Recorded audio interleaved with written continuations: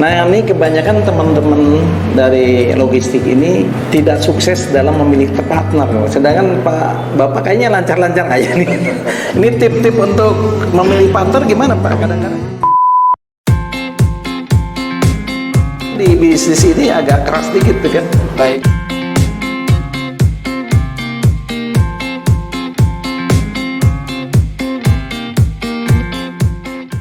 Assalamualaikum warahmatullahi wabarakatuh.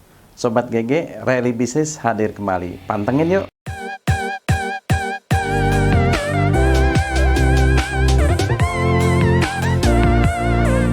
Baik teman-teman, saya berada di kantornya Gateway. Ya, sekarang saya ingin mengetahui ya tip-tip lah bagi pengusaha lah. Ini teman-teman ini kan perlu tip juga, nanti saling berbagi, nanti dari teman satu teman yang lain kan saling mengingatkan ini, apalagi ini dalam masa pandemi. Teman-teman, kita kenalkan dengan Pak Bagio kan, tempo hari udah ada di dalam YouTube sebelumnya. Nah sekarang kita ingin tahu nih dengan Pak Bagio. Selamat sore Pak Bagio. Selamat sore. Ya Pak, ini saya ngelihat YouTube yang kemarin nih luar biasa Pak. Itu apa, grup Bapak nih berapa tahun Pak itu? Saat ini alhamdulillah memasuki yang ke-15. 15 tahun ya. 15 tahun dari bisnis awalnya Link Pacific sudah menggurita itu kan ke anak-anak perusahaan, bahkan sekarang sudah punya cucu. Nah, ini kan. Nah, kita perlu dengar nih kiat-kiat dari awalnya kecil kok langsung melesat gitu kan. Kira-kira apa kiat-kiatnya untuk pengembangan perusahaan Pak? Baik, jadi terima kasih Pak Gagan untuk diskusi kita. Ya. Yang pertama yang menjadi satu filosofi, Ya. jadi company filosofi itu Ya. kita profesional dan spiritualis. Jadi apa tadi Pak? Profesional dan spiritual. Nah, ini perlu dijabarkan Pak. Nah, jadi ada keberimbangan tadi. Ya. Tentunya ya sama-sama mungkin kita ketahui ya, ketika kita akan sukses di dunia ya mau ilmunya dunia, kita mau sukses di akhirat ya kita harus tentu tahu ilmunya akhirat. Mungkin seperti itu, sehingga ketika kita mengkolaborasi dari profesional dan spiritualisme ini ya diharapkan kita mungkin gitu ya menjadi lintas batas. Jadi kita tidak hanya berpikir tentang dunia, tapi kita untuk sampai ke akhirat. Jadi kalau bicara manajemen, ada manajemen by proses, ada manajemen by objek. Nah, kita ini menggunakan manajemen by proses. Tujuannya baik, harus prosesnya dengan yang baik. Oh gitu ya. Itu dapat ilmu itu dari mana Pak? Ya. Pak Bagio usia berapa Pak sekarang udah ke spiritualisme nih? Kalau ke usia, alhamdulillah saya lahir itu di bulan Oktober tahunnya 1970-an. 1970. Jadi memasuki 51 nanti. 51 ya. Oktobernya sama Pak, nanti Sama. kita ulang. Nah itu dasar dari mana Pak? Kalau jadi kan biasanya yang model filosofi ini tentu ada buku-buku yang dibaca, ada pergaulan yang ini, kira-kira apa Pak? Ya mungkin kita berbicara proses tadi. Ya. Jadi untuk diri masuk hidup ini kan tidak bukan usaha baru buat kita. Tentunya sudah ada beberapa kerjasama atau kita join company, sehingga tentunya itu memberikan satu hikmah atau pelajaran untuk kita. Dari waktu ke waktu ya tentunya kita untuk memperbaiki. Memang dari pengalaman yang sebelumnya ketika kita mengandalkan profesionalitas saja, kadang-kadang ya cukup berat dan kita mungkin akan banyak menghadapi masalah-masalah yang jalan keluarnya itu tentunya gimana ya, membuat kita suntuk, stres. Nah, sehingga profesionalitas spiritualisme itu memang benar-benar kita perlukan. Iya, maksud saya gini Pak, itu tadi ada buku yang dibaca, ada pengalaman tentang spiritual, tentang kehidupan itu sampai akhirnya, nah ini yang cocok nih untuk diterapkan di perusahaan gitu Pak maksudnya. Nah mungkin ini juga kebersyukuran saya gitu ya, karena bahasanya Allah takdirkan saya juga ngajar gitu. Oh ngajar ya. Nah, sehingga ketika di tempat kerja ini kita mendapatkan referensi dari teori. Begitu juga ketika saya ngajar, saya mendapatkan pengalaman dari kerja. Jadi ya kebersyukuran saya bisa mengkompilasi antara teori dan aplikasi. Nah, kalau yang tadi Pak Dadan sampaikan buku apa gitu ya, tentunya memang kalau buku referensinya cukup banyak kan ya Pak. Karena kalau kita bicara tentang manajemen ini kan kita ujungnya manajemen strategik. Nah, kita kompilasi dari manajemen HRD, kita merekrut orang yang tentunya tepat, manage gimana untuk memanage, gimana untuk mendevelop. Kemudian kita bicara tentang manajemen produksi atau operasional, gimana membuat satu excellent produk. Kemudian kita bicara tentang manajemen pemasaran. Tadi orangnya sudah baik, produk kita baik, gimana cara untuk memasarkan. Yang keempat tentunya gimana untuk mengelola keuangan. Nah, sehingga keempat-empatnya harus berimbang sehingga kita nanti menjadi satu manajemen strategi. Harapannya secara profesional kalau kita sudah mengoptimalisasi dari 4 fungsi manajemen itu ya bisa mendapatkan kesuksesan. Cuma yang tadi kita sampaikan, kenapa spiritualisme harus hadir?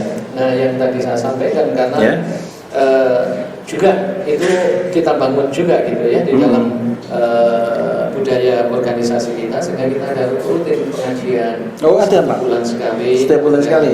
Gitu. Jadi kita bergilir. Jadi mungkin jatuhnya bisa setiap minggu sekali. Bergilirnya di mana? Di karyawan-karyawan atau di tiap perusahaan? Masing-masing perusahaan. Masing-masing perusahaan. Seandainya kalau di Link hari Selasa minggu pertama, di Solo hari Selasa minggu kedua. Kemudian untuk di Gateway ada setiap hari Kamis. Nah, ini tentunya yang tadi kita sampaikan bahwa kesuksesan itu tentunya dukungan spiritualisme itu yang luar biasa. Itu seluruh karyawan di sini berapa semuanya Pak? Sekarang alhamdulillah kalau kita gabung itu kurang lebih sekitar 550-an. 550. Nah, itu pengajiannya bergilir gitu Pak atau gimana Pak modelnya? Masing-masing company punya jadwal. Oh, punya jadwal ngirim si orang ini gitu. Oh, gitu ya Pak.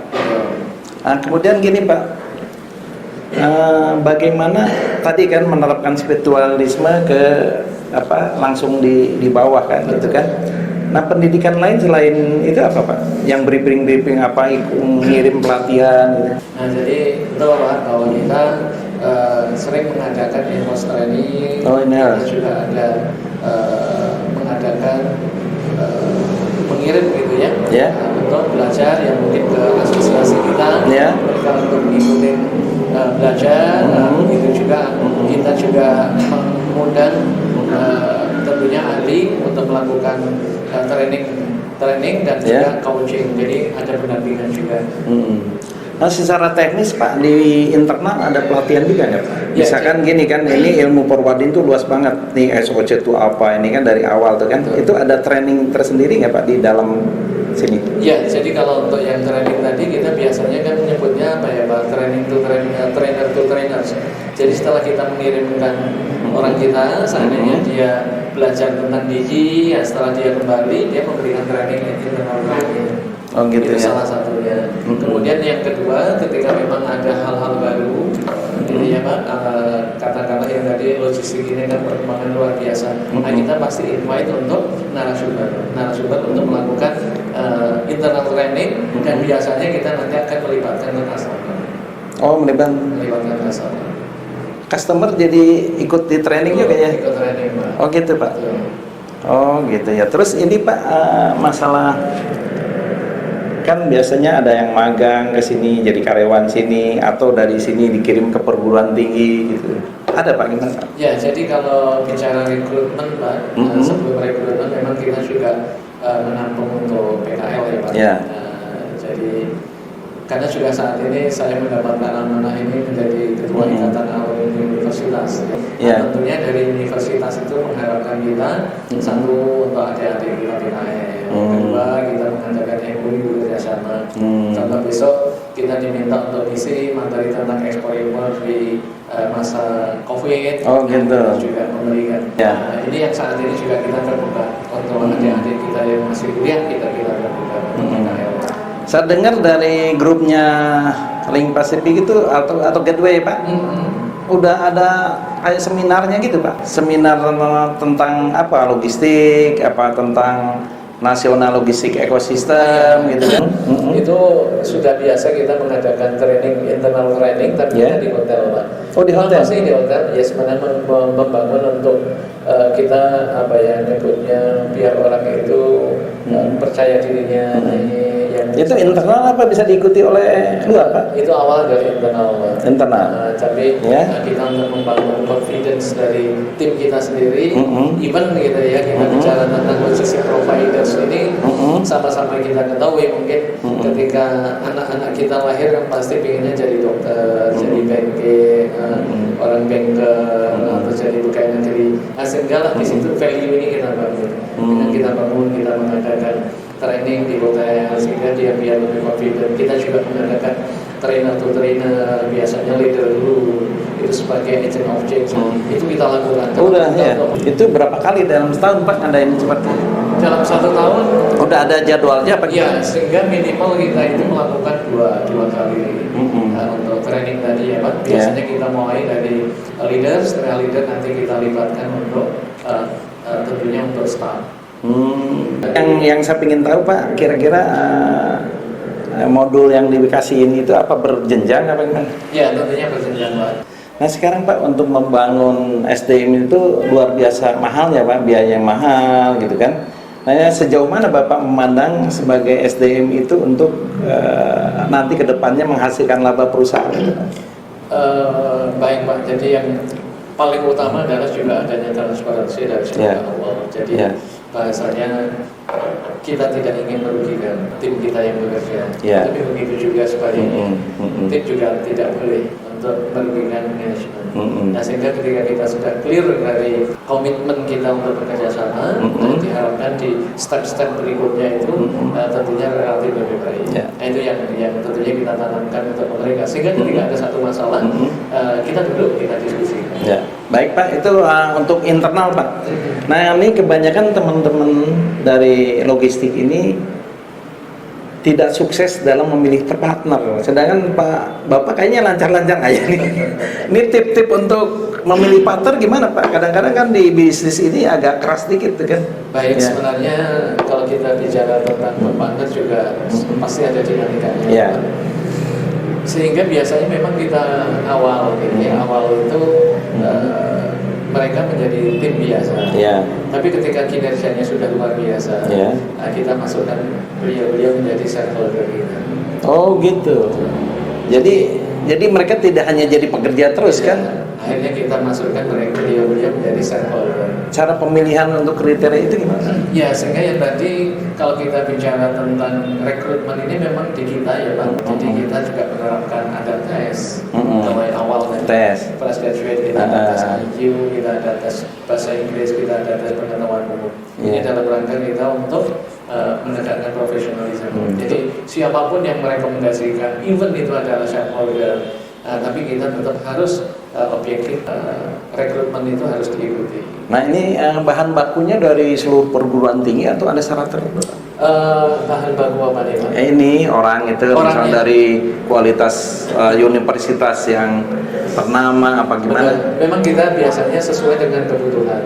Jadi kita memang membutuhkan mereka yang smart lah gitu ya. Ada saya yang tadi kita rekrut dari ITB, kita ada rekrut juga dari UGM, kita tempatkan. Memang kalau yang tadi saya sampaikan, mereka tuh jurusannya malah teknik nuklir Pak. Oh gitu. Teknik nuklir. Nggak nyambung sebetulnya Pak ya? Tapi memang mereka punya willingness luar biasa. Yang ini cukup menarik dan itu untuk menggugah teman-teman kita yang di logistik. Ketika dites Pak, itu biasanya dia lebih dibanding dari teman-teman. Kenapa? Karena dia mau eksplor semua informasi. Mau dites saja dia sudah mau eksplor semuanya. Bisa jadi dia lebih luar biasa. Oh gitu ya. Jadi ternyata bukan hanya dari pendidikan logistik yang punya kemampuan yang tinggi ya Pak. Disesuaikan dengan kebutuhan. Nah itu tesnya berarti diarahkan untuk itu Pak atau gimana Pak? Jadi kalau untuk di kita memang ada tes internal, ada tes eksternal Pak. Kalau untuk internal itu ketika kita penerimaan. Tapi kalau penempatan sebagai leader itu eksternal Pak. Luar biasa nih teman-teman. Sekarang barangkali Pak ada tip terakhir Pak yang mau disampaikan Pak. Baik, untuk teman-teman kan? Untuk teman-teman. yang mungkin kalau dengan masa COVID yang saat ini, sehingga kita dengan profesional dan spiritualisme mungkin kita filosofinya kita balik bahwa kita adalah yang paling utama profesionalisme. Dan kita yakin pemerintah berupaya untuk survive gitu ya.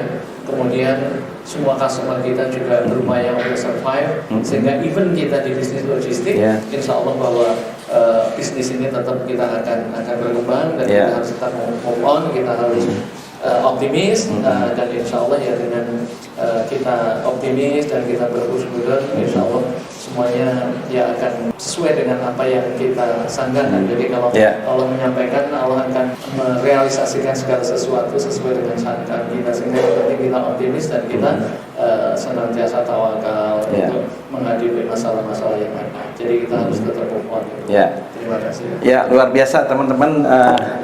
Kesimpulannya sebetulnya yang dikembangkan Pak Subagio dalam mengembangkan Purwading, satu ya, kita harus profesional, dan untuk profesional ini ternyata dilakukanlah pendidikan internal, mengambil pelatih-pelatih dari luar ya, untuk secara teknis maupun manajerial. Nah, yang kedua yaitu ada spiritualism ya. Jadi di dunianya maju, jangan lupa ke akhirat nanti. Akhirnya itu sejalan berkembang, akhirnya si perusahaan itu tetap bisa bersaing dan berkembang. Terima kasih teman-teman. Assalamualaikum warahmatullahi wabarakatuh. Waalaikumsalam warahmatullahi wabarakatuh.